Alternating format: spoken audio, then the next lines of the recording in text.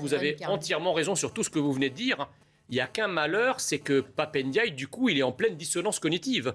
Parce qu'en fait, lui-même a été un des premiers bénéficiaires du modèle républicain, méritocratique, assimilationniste, qu'il a fait ensuite métier de dénoncer, de critiquer et d'abolir presque intellectuellement. Donc, oui, non mais je veux dire, vous pouvez pas lui-même, ni lui-même, ni sa famille n'ont jamais été victimes de contrôle aux faciès, de violences policières, de racisme.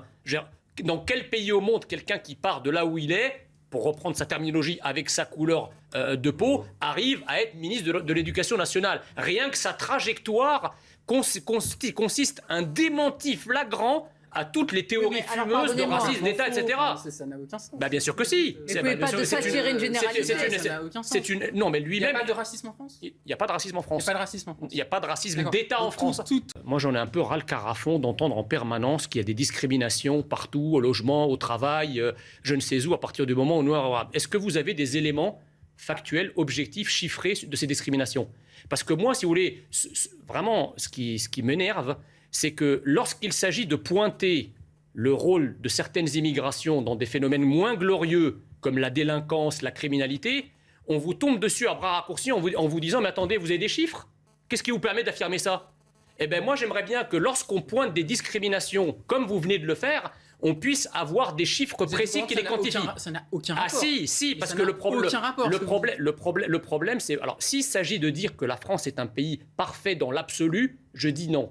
Par contre, si vous dites que la France est aux Olympiades de l'horreur raciste, la première place sur le podium, non, je crois que la France n'est pas un pays... Si la France était un pays où il y avait des discriminations si massives qu'elles seraient intolérables pour le plus grand nombre, qu'est-ce qui pousserait bien des centaines de milliers, sinon des millions de personnes à traverser des fleuves et à risquer leur vie pour venir y vivre? Alors il faut arrêter avec ça. Ce que vous dites, c'est qu'il n'y a pas de racisme en France. C'est que quelqu'un qui est dans les mêmes situations, quelqu'un qui est noir et quelqu'un qui est un blanc, ils vont avoir les mêmes chances en France. Ils vont avoir les mêmes chances dès lors... Voilà, ça, ce que vous dites... Attendez, je vais vous dire... Et ce que vous dites non, je vais vous dire pourquoi.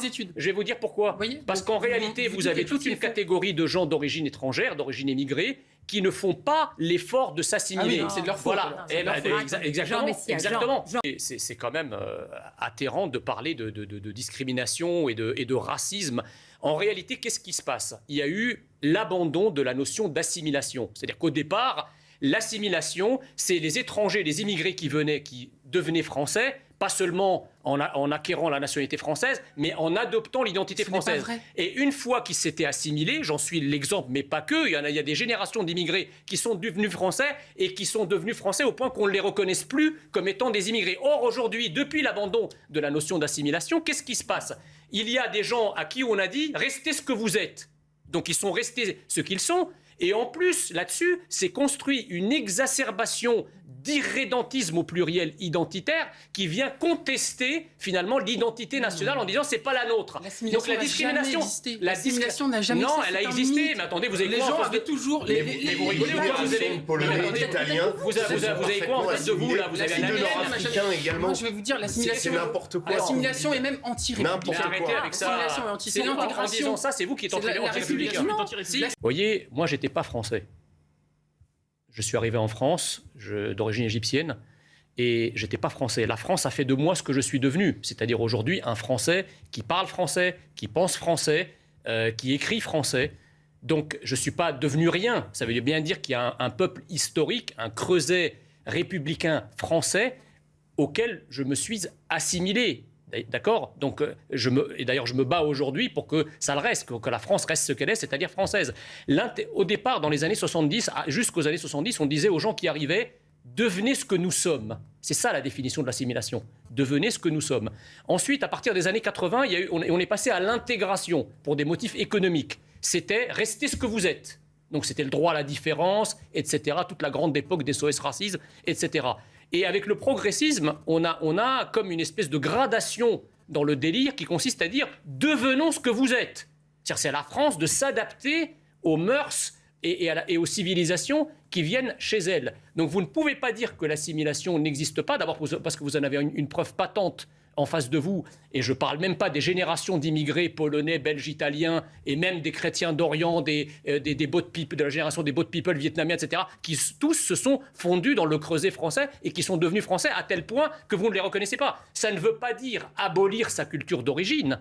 Non, parce que moi, par exemple, vous venez de dire. Moi, je reste copte orthodoxe. J'ai le Noël, c'est le 7 janvier. J'ai mes jeûnes, etc. Le truc, c'est que je n'impose pas ma culture d'origine au reste de la France. Je ne viens pas emmerder les Français avec mes particularismes. C'est ça l'assimilation. Ça ne veut pas dire que je ne parle pas arabe avec mes parents. Ça ne veut pas dire que que ma mère ne cuisine pas la cuisine égyptienne, etc. Ça veut simplement dire que ça reste dans le privé. C'est pas public. Ça ne va pas dans le public.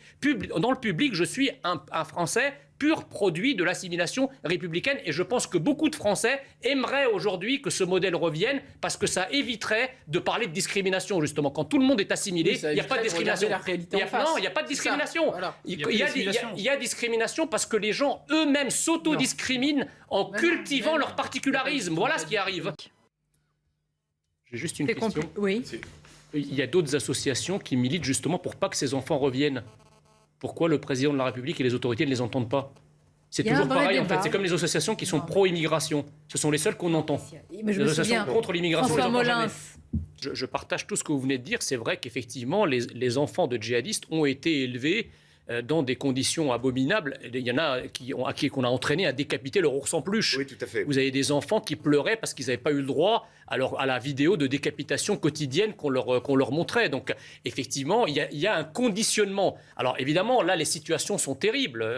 Aucun être humain ne peut rester insensible au sort d'enfants qui vivent dans des conditions pareilles depuis des années. Mais le problème, c'est qu'il faut aussi, pour le coup, plutôt que de bêler le principe de précaution à gauche et à droite, comme le font certains orchidoclastes féministes et autres, il faudrait parler du principe de précaution ici, parce que le rôle, quand même, c'est de protéger nos enfants en France et les Français de manière générale.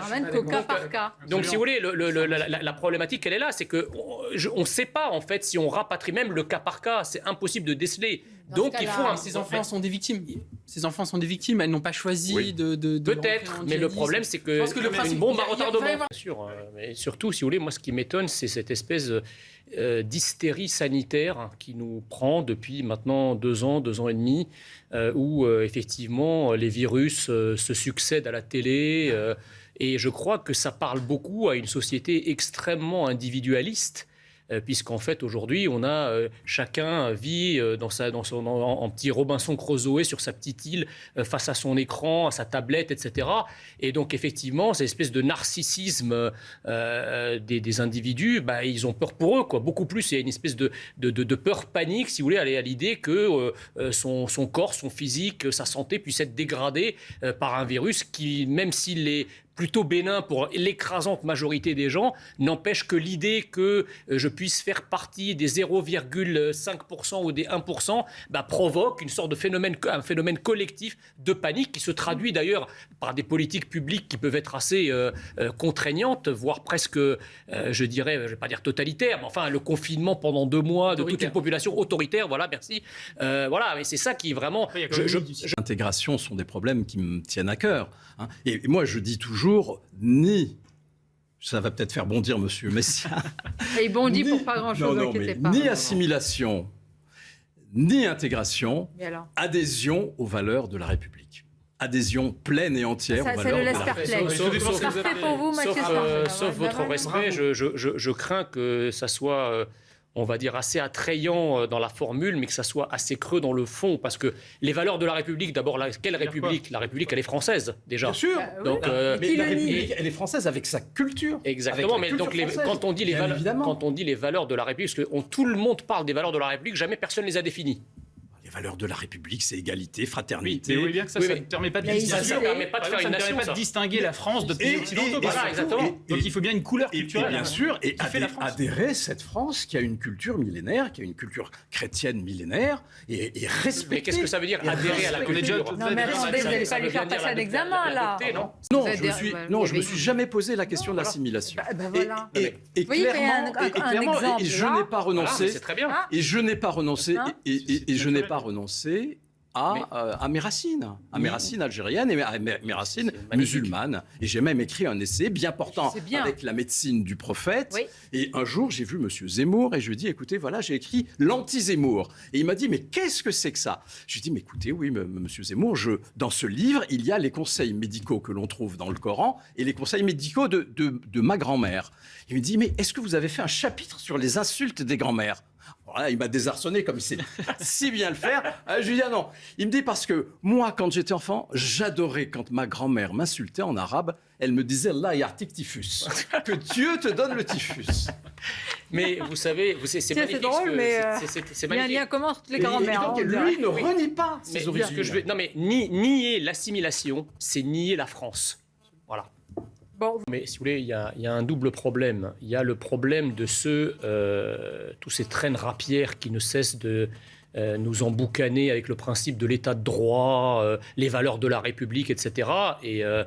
Slama rappelait à juste titre que la présomption d'innocence était un principe cardinal de l'état de droit et des valeurs de la République. Donc on ne peut pas d'un côté, si vous voulez, dénoncer toute atteinte, ne serait-ce que minime, à l'état de droit, et un état de droit parfois fantasmé, et venir sur un principe aussi cardinal, le fouler aux pieds et dire « Ah ben non, sans aucune preuve, on va mettre ce ministre dehors ». Donc déjà, il y a un problème dans l'absolu, si vous voulez, par rapport au respect de nos valeurs, pour le coup, dont le principe, la présomption d'innocence. Et la deuxième chose, c'est qu'en relatif, il y a là 2 poids 2 mesures, parce qu'il me semble que Damien Abad n'est pas le seul ministre, n'est pas le seul responsable politique, si on élargit aux assemblées, sur lequel pèsent des soupçons et des accusations. Alors, de 2 choses l'une, soit on établit un principe que toute présomption de culpabilité doit conduire à dégager le ministre, et à ce moment-là, excusez-moi, que fait M. Dupond-Moretti au gouvernement à ce moment-là? Sur d'autres sujets. Oui, mais d'accord. Mais enfin, je le précise quand même. Non, mais d'accord, mais attendez, il ne peut pas y avoir de caractère exorbitant d'une accusation par rapport à une autre. Soit effectivement, quelqu'un un homme public, un homme qui a des responsabilités politiques, qu'il soit ministre, député, président de l'Assemblée nationale ou que sais-je encore, pèse sur lui une culpabilité d'avoir enfreint la loi, quelle qu'elle soit, que ce soit des agressions sexuelles, que ce soit des malversations financières, que ce soit des prises illégales d'intérêt, suivez mon regard, et à ce moment-là, il faut tous les débrancher. Soit on dit, non, écoutez, c'est la présomption d'innocence qui s'applique à tous et on les garde tous. Mais vous avez on peut pas règle. Quelle règle? Quand on parle du gouvernement, parce que si effectivement la moindre accusation, d'où qu'elle vienne, ferait débrancher un ministre, à ce moment-là, il faudrait changer la Constitution.